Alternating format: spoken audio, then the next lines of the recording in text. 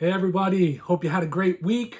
Welcome to this week's episode of Ant on Music. And this week we have a special episode. Instead of talking about all the regular stuff, bands, from the 80s and stuff that's just been released and re-releases, decided to mix it up. One of the other great things to enjoy in media is movies, the cinema. And there are some outstanding soundtracks that have come out over the years. And this week I'm going to talk about a bunch of them, including what I think is the greatest soundtrack of all time. Okay, so let's do a little talking about how I came up with this list a little bit. All right, obviously my personal preference. I'm no expert in the field of movie soundtracks, but I do have an idea of what makes a good one. Certain elements of a great soundtrack have to be, obviously it's got to have great music. Second big element is it has to move the film along. It has to grab you in some sort of way when you're watching the movie, that you really go, wow, that really marries the marriage of the film with the music is just, unbelievable. Okay. And I'm going to probably piss a bunch of you off by eliminating a bunch of them right off the bat. All right. So let's start off with one that is one of my favorites, but to me doesn't qualify as a soundtrack. Why? Because it wasn't released as a soundtrack, and it also has additional music that wasn't in the film. And that one is Queen. The album, It's a Kind of Magic, all right? Whether you know it or not, there was a great movie that came out in 1986 called The Highlander, okay? Which had Sean Connery in it. This soundtrack was done by Queen. It was actually offered to Marillion at one point, and they didn't take the bait, and this ended up becoming a huge album for Queen, and it really, not that they were ever really away from the spotlight, brought them back to the spotlight. It's got great tunes on here that were featured in the soundtrack. You've got One Vision, A Kind of Magic, 1 Year of Love, Pain is So Close to Pleasure, Friends Will Be Friends, Who Wants to Live Forever, Give Me the Prize, Don't Lose Your Head, Princes of the Universe. So you had this album. This is eliminated. Great album. Not that I don't consider it a soundtrack, but it's not a soundtrack. Next up, this is going to piss even more people off, I guarantee it. Pink Floyd, The Wall. Fantastic album. One of Floyd's biggest sellers, if not their biggest seller of all time. Lost the Grammy to Christopher Cross. And this one, everyone knows Pink Floyd's, The Wall, In the Flesh, Another Brick in the Walls, Part 1, 2, and 3, Mother, Goodbye Blue Sky, Is Anybody Out There, Comfortably Numb. Great album, but not a soundtrack. This was released, and then the film was culled. The film was used, this was used as the basis for the film, is what I'm trying to say in plain, simple English. Except for me, obviously, English isn't simple. So, Pink Floyd, The Wall, eliminated. All right? Next up, let's continue to piss people off before we get to the ones that are actual movie soundtracks. And that is Prince. Purple Rain, right? Prince and the Revolution's Purple Rain. Fantastic. Everybody knows this album. If you grew up in the 80s, all right, even afterwards, you know this movie and you know this album. You've got Let's Go Crazy, Take Me With You, The Beautiful Ones, Computer Blue, Darling Nikki, When Doves Cry, I Would Die For You, Baby I'm a Star, and Purple Rain. All songs featured in the movie. But it doesn't have stuff that was featured in the movie. So did they correct that when they released an anniversary edition? Of course not. Why would they do that? All right. This is considered what, as they call it, the ultimate collector's edition of Purple Rain. It's got 3 CDs and 1 DVD. It has the original remaster, unreleased rarities from the vault and previously unreleased songs, single edits and B-sides, and a whole concert of Prince and the Revolution from Syracuse in 1985, which they put out as a box set in and of itself. It was the last night of the Purple Rain tour, and that was the only time I got to see Prince was on that tour. It wasn't at the Syracuse show. It was out on Long Island at the old Nassau Coliseum. And, like I said, all those songs. But what's missing from this, which ended up in another great soundtrack, is Morris Day and the Time. Okay, that ended up in Jay and Silent Bob movies. How it didn't end up on the soundtrack from where it came from is beyond me. So, now that we've eliminated those, let's talk about soundtracks that are soundtracks, all right? There's lots of great ones. There really are. You know, you take something like George Harrison, Living in the Material World, which is a movie about George's life after he passed, and it goes through all his periods of music, you know, being a Beatle and solo. Fantastic. Love it. Own it. Own the big box set on it. It's fantastic. All right. Great, but not, my opinion, one of the greatest. Okay. There are two filmmakers out there that I consider that they do a better job than anybody else when it comes to having their movies scored. All right. One of them is Cameron Crowe. Okay. The other one, Quentin Tarantino. Tarantino has put together a great body of work as far as film goes, and I probably would say of modern filmmakers, he's probably my favorite. And it always seems that his movies really do that great thing of bringing you into the world of the characters, great dialogue, and the music that he gets for his films really transport you to that time in which the movie's taking place. Sometimes it even blurs the lines as to when the movie's taking place. You have stuff like Reservoir Dogs with Steeler's Wheel, okay? Stuck in the Middle with You. Great song, great movie, you know, pretty damn good soundtrack. You have this one, Jackie Brown, all right, where the Delphonics song, you know, basically becomes the centerpiece of the movie. It's like the love theme from the movie with Robert Forrest and Pam Grier, right? And this is like a great 70s R&B soundtrack. This is a great soundtrack to put on and chill. And as a bonus, you get some dialogue from the movie thrown in as well. You know, you have in here, as far as the soundtrack goes, Bobby Womack's Across 110th Street, Strawberry Letter 23, Brothers Johnson. You have Bloodstone's Natural High. You have, let's see, what else do we have in here? We have Street Life by Randy Crawford. Didn't I Blow Your Mind This Time? Delphonics, which is like I said, the main theme from the movie. Great soundtrack. If you don't have this one and that style of music is your thing, pick it up. I love it. Think it's fantastic. I actually just watched this movie again last week.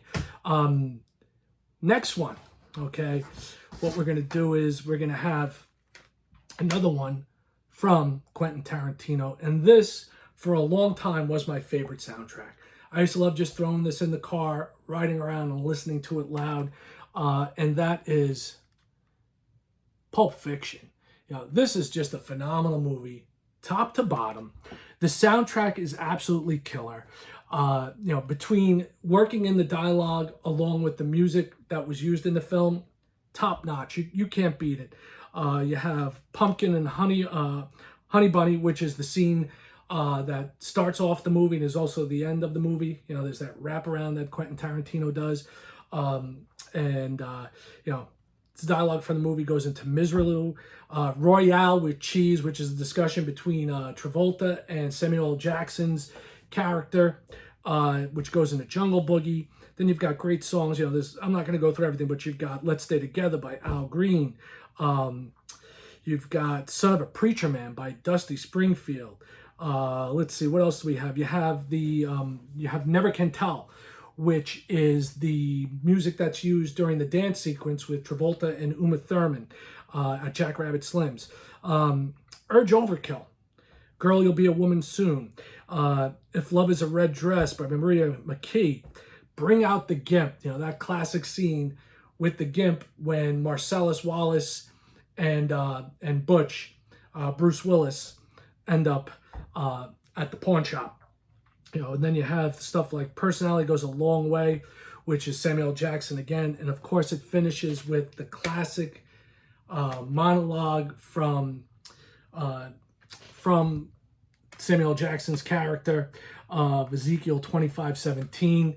That made, that scene alone, or the scenes that's in, that makes the movie just in and of itself.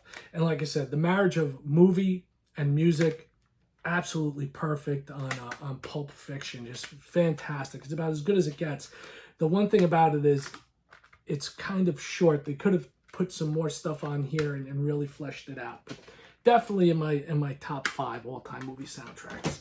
Next one we're going to do is going to do my oldest soundtrack. That, not the old soundtrack that I own, but the oldest soundtrack I have in this group of them. And who could forget this classic? The Rocky Horror Picture Show. Is there anybody in my audience out there that hasn't gone to see the Rocky Horror Picture Show? What are you waiting for? If you ever get a chance to check this movie out at like a midnight showing, Friday or Saturday night, just the way we did it back in the 70s and 80s, for me in the 80s and 90s, this is it. I mean, come on. Just for Let's Do the Time Warp, okay? Again, got to check this soundtrack out. It is fantastic. Once again, music, movie, great marriage of music and movie. You have that. Now we're going to change it up a little bit more, and then we're going to finish off with 2 of my absolute favorites. This one is kind of a cool mashup before there were mashups, all right? And that is the soundtrack to The Doors, which starred Val Kilmer. And you also had Kevin Dillon in there. You had, her name slips my mind right now. The girl from When Harry Met Sally. Why is my brain so dead today? It'll come to me. But what they did with this was Jim Morrison had his album American Prayer, which I absolutely love. It's basically him late night in the studio reading poetry. And what they did was they had the Doors go in and put music behind it. And it redid some of the Doors' classic tunes, like Riders on the Storm. It was read as a poem, and the Doors redid the music, and it was much more like jazz inflected. And it was pretty awesome. So you have all the stuff like it kicks off the soundtrack with the movie. Then you have Riders on the Storm, Love Street, Meg Ryan. That's the woman I'm thinking of. She was awesome as his wife, Pam, in this movie. Break On Through, The End, Light My Fire, Ghost Song, which is Morrison's tune about how his father saw Indians scattered on the highways bleeding. Just fantastic stuff. Roadhouse Blues, Heroin by the Velvet Underground. Then you have the Atlanta Symphony Chorus and Orchestra doing Carmina Burana, the introduction to that. That's used in the scene where Jim is getting stoned and having sex with the reporter. Pretty cool stuff. When the music's over, The Severed Garden, and finishes off with LA Woman. This is a great one. Now we're going to get into the other great filmmaker who didn't start out as a filmmaker, but has produced some pretty awesome films. And if there's somebody that knows music, I got to give the nod to him, and that's Cameron Crowe.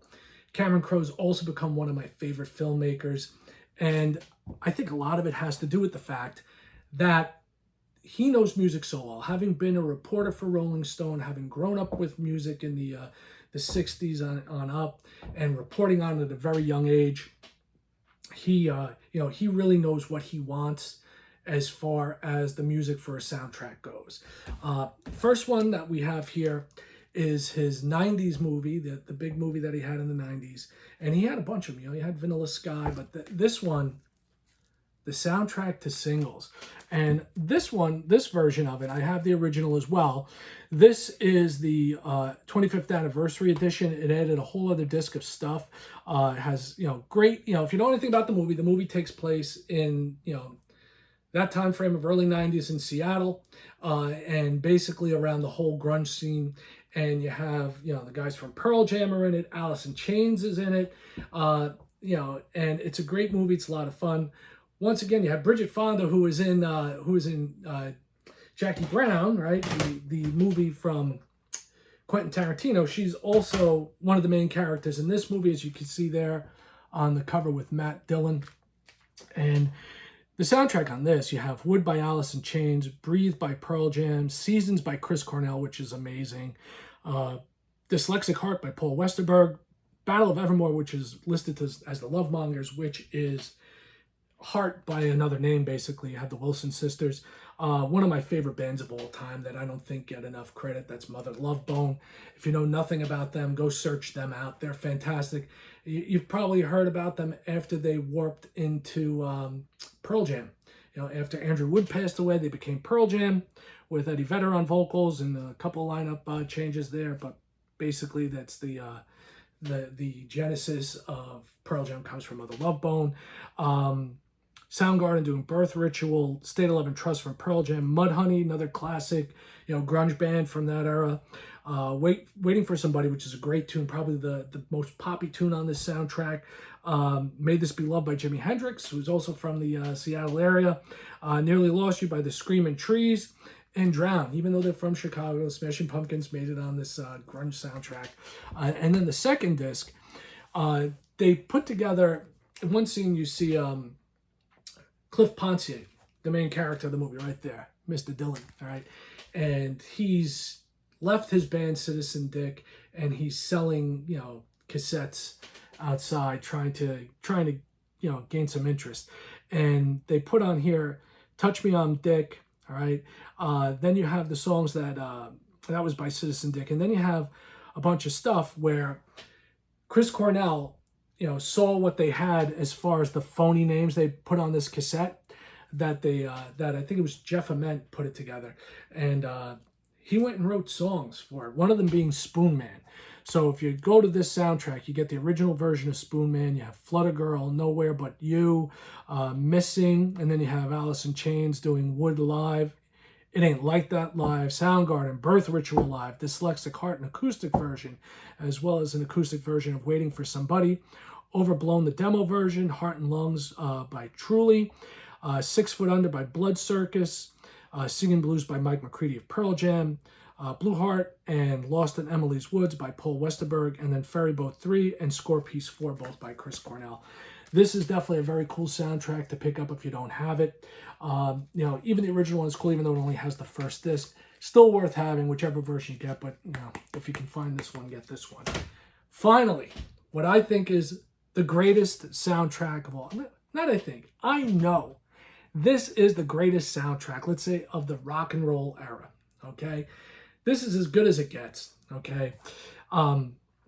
Once again, another Cameron Crowe film, all right? It is that far away from perfection. And I'll tell you why, but not right now. First, let's take a look at it, okay? So you got the little hype sticker here, okay? And this is the 6LP Super Deluxe Edition. So it is massive. The movie isn't this long, but you have nearly 3.5 hours of music from the film, 47 songs, and 18 memorable film dialogue quotes. 18. Okay. 5 unreleased recordings, including Elton John's Tiny Dancer, newly mixed with the cast performance. Okay. The Who Amazing Journey, Sparks, the unique mix that was done for the film, and a live version of Neil Young's Cortez the Killer. If you don't know which soundtrack I'm talking about yet, without further ado, the Almost Famous soundtrack. Obviously, this isn't the single CD version, a single album version that came out. This is the be-all, end-all monster version of that soundtrack, all right? And, you can take a look at the back there. I'm going to go through some of the tracks, and we'll take a look at what's inside, what the goodies are. This soundtrack's phenomenal. Once again, does it elevate the film? Oh, hell yeah. It definitely elevates the film. It brings the film to a whole other level. I mean, the movie is about, this band Stillwater, this imaginary band, which was sort of based on the Allman Brothers and based on Cameron Crowe's own life when he was talking about a cub reporter.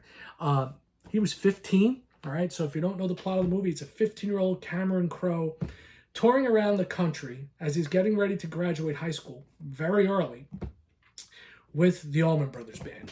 And they go from coast to coast, north to south, with many tour stops along the way. You got Billy Crudup in the movie. You've got Patrick Fugit. You got Jason Lee and the lovely Kate Hudson.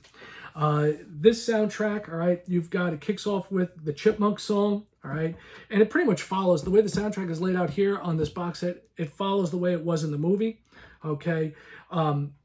You've got some bands on here that really weren't big on giving their stuff off to movies, and some of them are classic rock bands, all of them, pretty much, and they were happy to be part of this project with Cameron Crowe. All right, you have the Oogum Boogum song from Brenton Wood, America by Simon and Garfunkel, The Amazing Journey, as I said, by The Who, Search and Destroy by Iggy and the Stooges. Philip Seymour Hoffman's in this movie too. How can I forget him? Then you have a couple of quotes in there. It Wouldn't Have Made Any Difference by Todd Rundgren. Don't take drugs! If you know the movie, you know the line. The U.S. version of Teacher by Jethro Tull. Roundabout by Yes. Seen All the Good People by Yes. Feel Flows by the Beach Boys. River by Joni Mitchell. Fever Dog by Stillwater. Stillwater? Yeah, Stillwater. Stillwater's the imaginary band that's kind of like the Allman Brothers Band, kind of struggling to make it as a big band. Every Picture Tells a Story by Rod Stewart. Small Time Blues by the Hyde Singers. Something in the Air by Stillwater, which is a cover. Easy to Slip by one of my favorite bands, Little Feat. Go All the Way, classic power pop from the Raspberries. The Seeds doing Mr. Farmer. One Way Out Live by the Allman Brothers. Albert Fisher Live by the Guess Who. Simple Man by Leonard Skinner. Love Thing by Stillwater. That's the Way by Zeppelin. Zeppelin was never a band that was big on giving their stuff out for movie soundtracks. Everybody Knows This Is Nowhere by Neil Young and Crazy Horse. Fleetwood Mac with Future Games. Burn by Deep Purple. You Had to Be There by Stillwater. Bloodwind Pigs, Dear Jill. The classic version of Tiny Dancer, which I talked about briefly. If you know the movie, they're all on the tour bus after Billy Crudup's character, Russell Hammond, spends a night stoned out in the middle of I believe it's Oklahoma.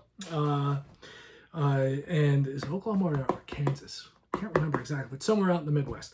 And gets back on the bus, and all of a sudden, Tiny Dancer comes on, and the entire cast that's on the bus, pretty much all the main characters are on there, and it kind of brings them back together singing Tiny Dancer. MC5, Looking at You, Reeling in the Years from Steely Dan.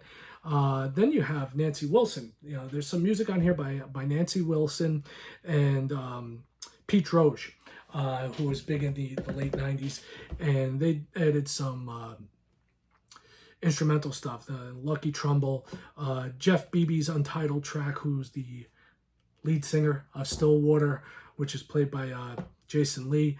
Waiting for the Man Live, cover of David Bowie doing the Velvet Underground track. Love Comes and Goes, also by Stillwater. The Wind by Cat Stevens. Voodoo Child, Slight Return by Jimi Hendrix Experience. Slip Away from Clarence Carter. Misty Mountain Hop, again by Led Zeppelin. Get a lot of Zepp on this for a soundtrack. Wishing Well by Free.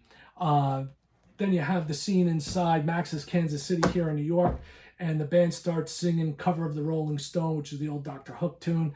Mona Lisa's and Manhattans by Elton John, another one of my favorite songs. Then a really horrific version of Color My World by the Jefferson High School Band, which is a bunch of kids playing at the graduation. And My Sharia Moore, the scene with My Sharia Moore with Kate Hudson and Patrick Fugit in the Plaza in New York City is great. If you don't know what I'm talking about, go watch the movie. It's just such a great scene. Cortez the Killer by Neil Young Live. Led Zepp's The Rain Song, Brownie Hour by Led Zepp, and Tangerine to close it all out. And you have a lot of the great dialogue in here, okay? And, once again, you can see how it makes the soundtrack even better. The one thing that killed me, all right, that they didn't put in the soundtrack, all right, there's a line, a little scene at the end of the movie, backstage at one of the concerts with Stillwater, and Fairuza Balk's character is there, along with Billy Crudup, and they're discussing what happened at the Plaza Hotel with Miss Penny Lane and Patrick Fugit. And she goes into about the new groupies that are around, how they don't use birth control, how they come backstage and they leave no food for the band, they eat all the steak. And there's this one line for me that's really crucial. It's about, these girls don't even, know what it's like to love a band so much, or a silly little piece of music so much that it hurts. To me, that keeps this soundtrack from being perfection. So who knows, maybe if there's another anniversary edition of it, they'll put that out. So let's take a look at this, and that'll be it for this week. So, I mentioned before that it's kind of like they were touring with the Allman Brothers. That was the idea. That should look somewhat familiar. That's kind of like a takeoff on the Allman Brothers live at the Fillmore East.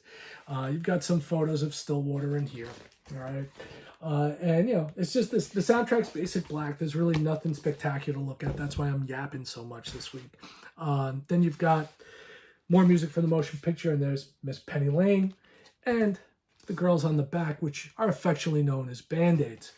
And inside on the gatefold, more pictures of the young ladies from the cast during various scenes of the movie, including the scene where they get ready to make Opie die, if you know what I'm talking about. And then you have Patrick Fugit, star of the movie, right there on the bus there, taking some Polaroids of other members of Stillwater on the bus. And on the back, Frances McDormand, Zoe Deschanel, Patrick, and also the other young man that played the younger version, or the youngest version of Cameron Crowe in the movie. And inside you've got some behind the scenes pics of the family, the Cameron Crowe's family, movie family from the film.